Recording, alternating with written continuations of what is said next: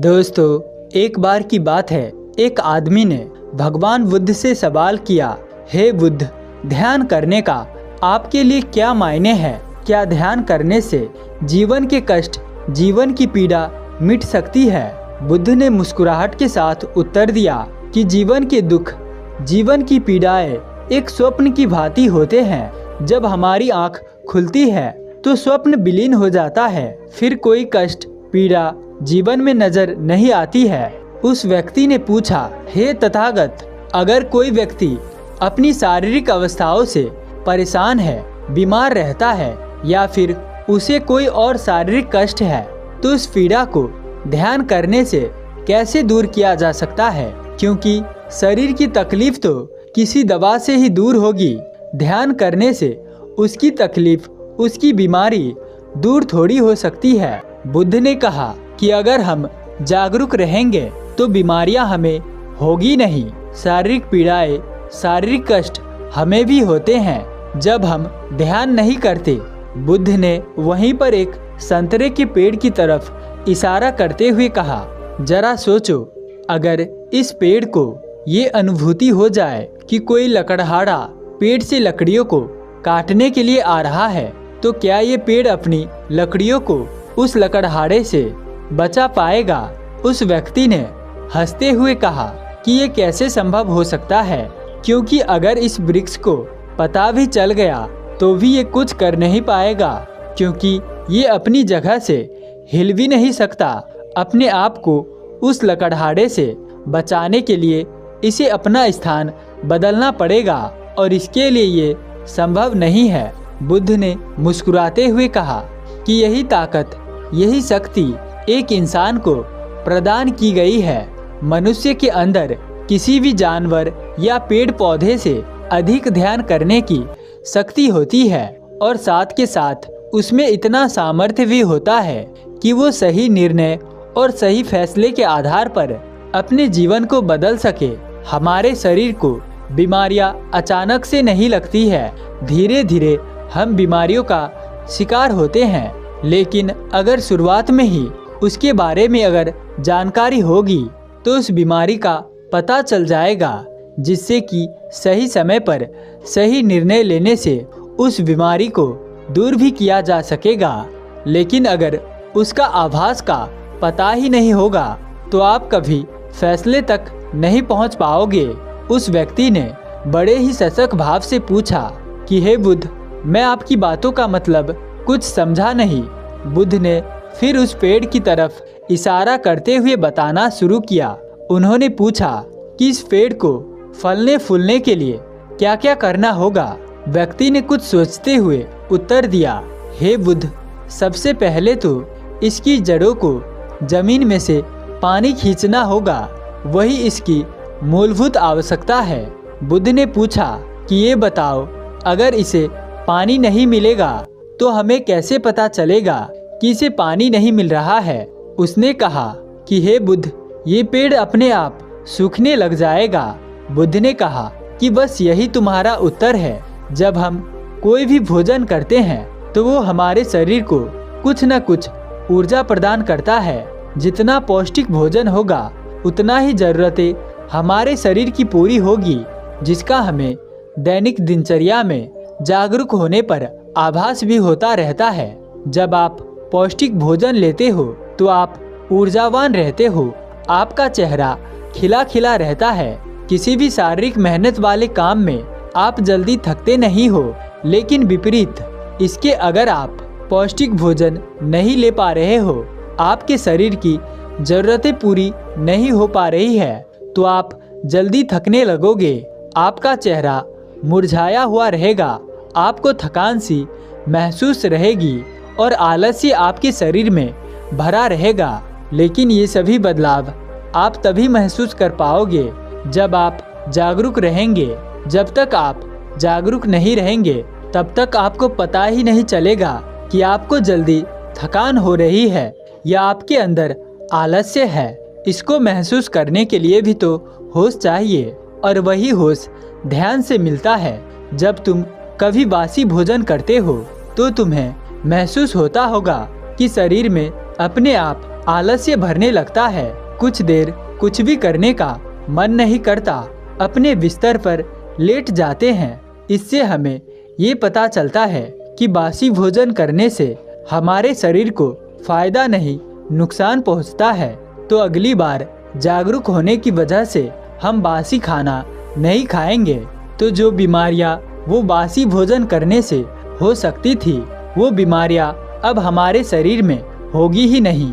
यही मेरा कहने का तात्पर्य था। अगर आप जागरूक है तो आपके शरीर में बीमारियां होगी ही नहीं, तो उसे ठीक करने का सवाल तो उठता ही नहीं है। उस व्यक्ति ने पूछा कि हे बुद्ध, मैंने अपने जीवन में बहुत से लोग ऐसे देखे हैं जो अच्छा भोजन करते हैं, अच्छा जीवन जीते हैं, लेकिन बावजूद इसके वो बीमार रहते हैं। तकलीफ़ों में, पीड़ाओं में उनका पूरा जीवन निकल जाता है। और आप भी यूँ समझ सकते हैं कि एक उम्र के बाद आदमी को अपने आप बीमारी होने लगती है। बुद्ध ने कहा कि ये सत्य है, सच है कि मनुष्य को एक निर्धारित समय इस धरती पर जीने के लिए मिलता है। एक समय के बाद उसके शरीर में बीमारियां भी होगी और मौत उसे अपने शिकंजे में भी कस लेगी। बुढ़ापे में भी वही लोग ज्यादा परेशान रहते हैं जिन्होंने अपनी युवा अवस्था में अपनी दिनचर्या का पालन अच्छे से नहीं किया।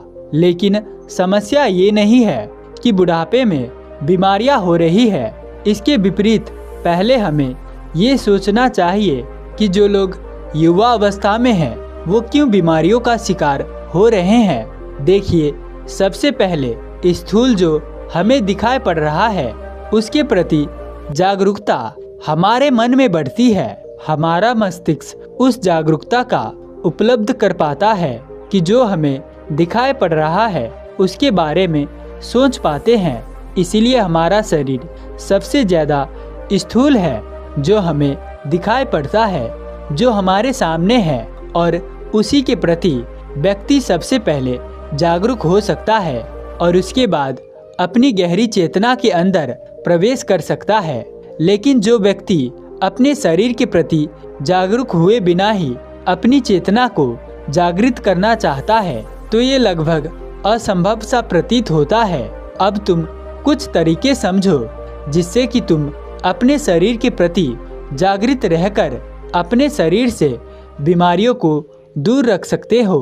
सबसे पहला तरीका है कि जो भी तुम शारीरिक रूप से कर रहे हो उसके प्रति जागृत हो जाओ। चाहे तुम चल ही क्यों ना रहे हो तो अपना पूरा ध्यान, अपनी पूरी जागरूकता अपने चलने पर केंद्रित कर दो। धीरे धीरे तुम पाओगे कि तुम्हारी जागरूकता तुम्हारे विचारों से निकलकर अब शरीर पर विद्यमान होने लगी है। पहले तुम्हारा मन मस्तिष्क अपने विचारों में डूबा रहता था, उसका कभी खाने पर ध्यान केंद्रित नहीं रहता था, लेकिन किसी और काम करने में उसका ध्यान भटक जाता था। उसको विचार अपने साथ बहा ले जाते थे। लेकिन धीरे धीरे जब तुम समझो कि हमें अपने शरीर के प्रति जागरूक होना है तो तुमने अपने शरीर की गतिविधियों को देखना शुरू किया और इस स्थूल शरीर से होते होते तुम्हारा उस सूक्ष्म शरीर में प्रवेश करता है जहाँ से महाचेतना का द्वार खुलता है और अपने सूक्ष्म शरीर तक हम अपनी सांसों के माध्यम से पहुँच सकते हैं। इसीलिए धीरे धीरे शारीरिक अवस्था से निकलकर हम अपनी सांसों की तरफ जागरूकता को बढ़ाने का प्रयास करें। जैसे जैसे आप अपनी सांसों के प्रति जागृत होते जाएंगे वैसे वैसे आपको पता चलता जाएगा कि आपकी सांसें किस प्रकार चलती है। छाती से सांस लेते हैं या पेट से सांस लेते हैं, बाएं नाक से सांस लेते हैं या दाएं नाक से सांस लेते हैं। जब आप सांस लेते हैं तो वो नाक के किस कोने से टकरा कर निकलती है, कौन से कोने से टकरा कर अंदर प्रवेश करती है। देखो, ये अचानक से नहीं होता है। धीरे धीरे अभ्यास के साथ आप अपने विचारों से अपनी जागरूकता को हटाकर आपने पहले अपने शरीर पर और फिर अपनी सांसों पर ला सकते हैं। अब जैसे जैसे आपकी जागरूकता गहन होती जाएगी वैसे वैसे आपको अपनी शारीरिक आवश्यकताओं का पता चलता जाएगा। अब तक जब तुम भोजन करते थे तो तुम्हें पता ही नहीं होता था कि कितना भोजन तुम्हें करना है, क्योंकि तुम्हें पता ही नहीं है कि कितनी भूख तुम्हें लगी है। लेकिन अब तुम जागरूक होने लगे तो तुम्हें ठीक ठीक पता चल रहा है कि कितना भोजन तुम्हें करना है। बुद्ध ने आगे कहा कि ये भी सत्य है कि अगर शरीर में बीमारी पनप रही है तो बीमारी बड़ी होने से पहले ही उसका पता चल जाएगा, जिससे कि सही समय पर उसका इलाज भी कराया जा सकता है। लेकिन जब आप जागरूक नहीं होते तो बीमारी बहुत बड़ी हो जाती है, जिसका इलाज संभव नहीं हो पाता है। उस व्यक्ति ने पूछा कि हे बुद्ध, आपने जो कुछ भी बताया वो मुझे समझ में तो आ रहा है, लेकिन मेरा एक सवाल है। जो लोग कभी जागृत नहीं रहे, जो बीमारियों से ग्रस्त हो चुके हैं, उनको फिर से स्वस्थ जीवन की तरफ लौटाने के लिए हमें क्या करना चाहिए? बुद्ध ने कहा कि देखो, ये समझो कि बहुत बार किसी इंसान पर कोई दवा, कोई इलाज काम भी नहीं करता है। आप किसी व्यक्ति को अच्छे से अच्छे इलाज प्रदान करवा दो, लेकिन वो ठीक नहीं होता। क्यों? क्योंकि उसके खुद के मन के अंदर वो बीमारी बसी होती है। सबसे पहले तो जो उस बीमारी का डर होता है, मन में बसा हुआ उस डर को दूर करने का प्रयास करना चाहिए। धीरे धीरे एक बीमार व्यक्ति खुद से अपने आप अपने मन में ये बिठा लेता है कि तू बीमार है, कभी ठीक नहीं हो पाएगा, हमेशा जीवन ऐसे ही जीना पड़ेगा। और इसीलिए संताप, दुख, कष्ट और पीड़ाएं उसे चारों तरफ से घेर लेती है, जिससे कि निर्णय और फैसला लेने की ताकत धीरे धीरे उसके अंदर से खत्म हो जाती है, क्योंकि वो खुद अपने आप को दूसरे से हीन समझता है। अपने मन में ही सोचता है कि मेरी किस्मत खराब है, पूरी दुनिया स्वस्थ है, लेकिन मैं ही क्यों बीमार हो गया। और धीरे धीरे शंका के ये विचार उसके मन में गहरे होते जाते हैं, जिससे कि उसके मन में ईर्ष्या और भय का माहौल पनपता है। ऐसे व्यक्ति को क्रोध भी ज्यादा आने लगता है। तुमने अक्सर बुजुर्ग लोगों को देखा होगा, कहते हैं कि हमारी सेवा हमारा बेटा करता ही नहीं है। अक्सर उनके मन में अपने बच्चों के प्रति शिकायत का भाव उत्पन्न होने लगता है। तो सबसे पहले ध्यान की कुछ प्रक्रियाओं से उनके मन में बैठा हुआ डर दूर किया जाना चाहिए। उसके लिए सांसों के ध्यान के जरिए जागरूक होकर उन्हें ये एहसास कराना होगा कि शरीर से ऊपर चेतना होती है, चेतना से ऊपर शरीर नहीं होता। अगर शरीर मिट भी जाता है तो भी चेतना जीवंत रहती है। और जब उन्हें इस बात का एहसास होने लगेगा तो अपने आप उनके मन में बैठा हुआ डर दूर होने लगेगा। और याद रखना, उसी के बाद उनका कोई भी इलाज संभव हो जाएगा। उससे पहले जब तक मरीज का मन उसके लिए तैयार नहीं रहता, तब तक उसका इलाज भी संभव नहीं हो पाता है। कोई दवा काम नहीं करती है, लेकिन हम उल्टा खेल खेलते हैं।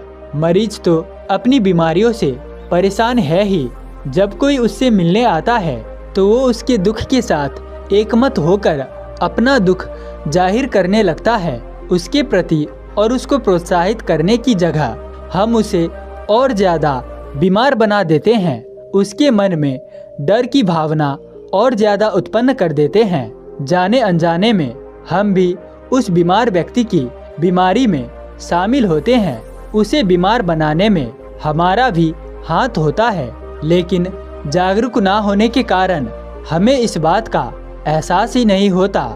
इसके बाद भगवान बुद्ध ने उस व्यक्ति को कुछ ध्यान साधनाएं, कुछ तरीके बताकर उसको उन्हें अभ्यास करने के लिए कहा। और जो भी बीमार व्यक्ति मिले उसे इन प्रक्रियाओं के बारे में जरूर बताना। ये कहकर बुद्ध अपने रास्ते पर प्रस्थान कर गए। बहुत पुरानी बात है, एक व्यापारी रहता था। उसके पास बहुत सुंदर और हिष्ट पुष्ट घोड़ा था। घोड़े की सुंदरता देखकर ऐसा लगता था कि मानो घोड़ा स्वर्ग से आया है। लेकिन दिक्कत ये थी कि व्यापारी सिर्फ कहने को घोड़े का मालिक था, असल में घोड़ा अपनी मर्जी का मालिक था। अब व्यापारी घोड़े को कहीं ले जाना चाहता तो घोड़े का मन होता तो सीधे चलता, नहीं तो अपनी मर्जी से कहीं भी बहक जाता, कहीं भी रास्ते में अचानक रुक जाता, तो कहीं भी भागने लगता। घोड़े की खास बात थी कि वो बिना उकसाए कभी भी दुलत्ती झाड़ देता, और अगर घोड़े की दुलत्ती किसी को जोर से पड़ जाए तो समझो दिन में तारे दिख जाए। ऐसा जोर का वो घोड़ा दुलत्ती झाड़ता। एक दिन व्यापारी घोड़े को बाजार ले गया। उसे कुछ भारी सामान लेकर आना था। जैसे ही घोड़े को समझ आया कि मेरे ऊपर सामान लादने वाला है, आज तो मेहनत करनी पड़ेगी, वैसे ही उसने दुलत्ती झाड़ी जो पीछे आ रहे एक पहलवान को लगी, तो घोड़ा भाग गया। लेकिन पहलवान ने व्यापारी की जमकर धुलाई की कि जैसे तैसे चलते खिसकते। व्यापारी घर वापस आया तो देखा घोड़ा मजे से घास चबा रहा है। उसी पल व्यापारी ने निश्चय किया कि अब बहुत हो गया, इस मुसीबत का कुछ करना पड़ेगा। मैं इसे कल ही बड़े शहर में जाकर बेच देता हूँ, कम से कम मेरा पीछा तो छूटेगा। अगले सुबह व्यापारी घोड़े को बड़े शहर में ले गया। घोड़ा सुंदर और तंदुरुस्त था तो कई लोग उसे देखने आने लगे, पर व्यापारी अपनी धुन का पक्का था। वो सबको बताने लगा, इस घोड़े को देखो, ये अपनी मर्जी का मालिक है और दुलत्ती झाड़ता है, पर इसकी दुलत्ती में बड़ी ताकत है जो इसे काबू कर लेगा। ये घोड़ा उसके बहुत काम आएगा। घोड़े के बारे में ऐसी अजीब बात सुनकर कोई खरीदने को तैयार नहीं हुआ। लोग आते, घोड़े की कमी सुनते और व्यापारी पर हंसकर चले जाते। एक आदमी ये सब दूर से देख रहा था। उसने कहा, ओ व्यापारी, मैं तुम्हें दिन भर से परेशान होते हुए देख रहा हूँ। मैं तुम्हारा घोड़ा बिकवा सकता हूँ, तुम मुझे मुनाफे से कुछ हिस्सा दे देना। व्यापारी ने कहा, ठीक है भाई, तुम भी आजमा कर देख लो। लेकिन ये आदमी तो प्रोफेशनल था। तुरंत ऊंचे स्थान पर चढ़ गया, साथ में ढोल बजाई और जोर से चिल्लाने लगा, अरे शहर वालों, आज आपकी किस्मत खुल गई है। जो इतना सुंदर, इतना काबिल घोड़ा इस बाजार में बिकने आया है, ये घोड़ा स्वर्ग से आया है, बहुत धार्मिक है, हमेशा ऊपर वाले की सुनता है और उसी की काम करता है। ये घोड़ा जिस घर में जाएगा वहाँ बरकत ही बरकत लाएगा।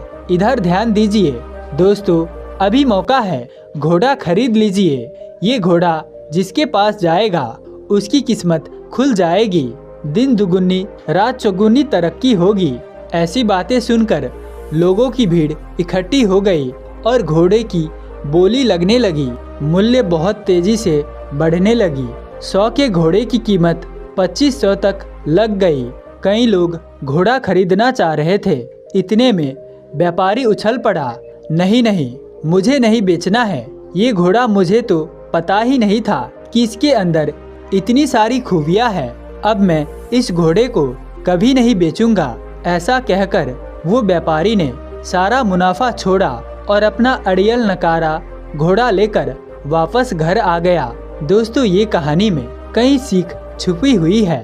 पहला पाठ जो हम नौजवानों को समझना चाहिए, अपनी कीमत खुद लगाओ। इस बात को सेलिब्रिटी के उदाहरण से समझते हैं। जितने भी सेलिब्रिटी होते हैं, स्टार्ट में उनका करियर लोगों की राय पर टिका होता है। अगर लोग आपको पसंद करते हैं तो आपके सोच चलेंगे, नहीं तो कोई आपको नहीं पूछता। इस कारण सेलिब्रिटीज को मन को कभी चैन नहीं मिलता, हमेशा बेचैन रहती है कि लोग मेरे बारे में क्या सोचते होंगे।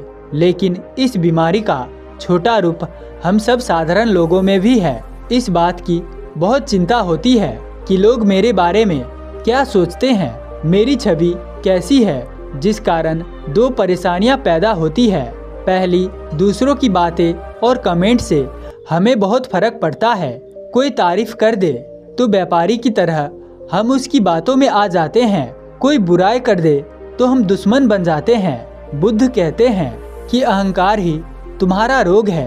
अहंकार को बाहरी प्रोत्साहन में बड़ा आमोद आता है। एक बार अहंकार फूलता है तो फिर क्रोध भी आता है और चिंता भी होती है। फूला हुआ अहंकार मन को शांत होने नहीं देता। दूसरी परेशानी, हम खुद पर संपूर्ण विश्वास नहीं कर पाते हैं। जितना खुद को जानोगे उतना दूसरों की कम जरूरत पड़ेगी। बुद्ध कहते हैं, लोगों की राय और बाहरी प्रतिफल तो पल पल बदलते रहते हैं, जिस कारण तुम दुखी होकर खुद पर संकोच करते रहते हो, हार मानकर खुद को शक्तिहीन समझ लेते हो। हम खुद की कीमत कैसे जानेंगे? बुद्ध कहते हैं, अगर सच में खुद को जानना चाहते हो तो कभी दूसरों से तुलना मत करना। यानी जो व्यक्ति स्वयं के बोध से भर जाता है, जो खुद के द्वारा खुद को जान लेता है, उसे किसी प्रकार के बाहरी प्रोत्साहन और तारीफ की जरूरत नहीं पड़ती है। इस ज्ञान को इस्तेमाल करने के लिए हम नौजवानों के लिए 2 व्यावहारिक तरीके हैं। पहला, अपनी पहचान यानी सेल्फ आइडेंटिटी को अपने परिश्रम से जोड़ो। अपनी पहचान को अभ्यास से जोड़ो, हर दिन की जीत से जोड़ो, हर उस चीज से जोड़ो जो आपके कंट्रोल में है। आपके कंट्रोल में 4 बातें हैं, आपकी उम्मीदें और इच्छाएं, आपके एक्शन और हरकत, आपके शब्द और आपकी इंटेंशन, भावना या नियत। दूसरी व्यावहारिक तरीका है, अकेले में मेहनत करो। बचपन से अधिकतर हम लोगों को डांट कर पढ़ने बिठाया गया या डांट कर काम करवाया गया, जिस कारण हमारा दिमाग ऐसा प्रोग्राम है कि हम बिना निगरानी के मन लगाकर मेहनत नहीं कर पाते। जब कोई शिक्षक या साहू मालिक देखने वाला है तब तक मन लगता है, हम मेहनत भी कर लेते हैं, लेकिन अकेले में जब कोई नहीं देख रहा होता तो हम ढीले पड़ जाते हैं। इसीलिए अब से अकेले में मेहनत करने की आदत डालो। जब आप अकेले में मेहनत करते हो तो आपको खुद पर विश्वास होता है कि हाँ, मैं अपना ख्याल खुद रख सकता हूँ। हम अकेले में दिखावा नहीं करते, बल्कि खुद को बेहतर करने के लिए सच में मेहनत करते हैं। इसीलिए अकेले में की गई मेहनत आपका आत्मविश्वास बढ़ाती है। आपको समझ आता है कि अगर मैं बिना किसी के टोके खुद ही इतनी मेहनत कर सकता हूँ, तो अगर कभी दिक्कत आएगी, जब सच में कोई साथ नहीं होगा, तब भी मैं खुद को बढ़ा सकता हूँ। मैं अकेले भी कठिन काम कर सकता हूँ। इस आत्म अनुभव से बहुत आत्मविश्वास बढ़ता है। इसीलिए अकेले रहकर मेहनत करना सीखो, फिर आपको भारी परिणाम और दूसरे की बातों से ज़्यादा फर्क नहीं पड़ेगा। दोस्तों, जब आप और मन के बीच में दूरी बनती है तो बेचैनी मिटती है। तो दोस्तों, आज की इस प्रसंग से आपको क्या लाभ हुआ? कमेंट करें, लाइक करें और दोस्तों के साथ शेयर करें, और साथ ही चैनल को सब्सक्राइब कर लेना। तो अंत तक हमारे साथ बने रहने के लिए मैं किशन शर्मा आप सभी का दिल से बहुत बहुत धन्यवाद करता हूँ। तो चलिए मिलते हैं ऐसी किसी और नए संदर्भ के साथ। तब तक के लिए अपना ख्याल रखें। धन्यवाद।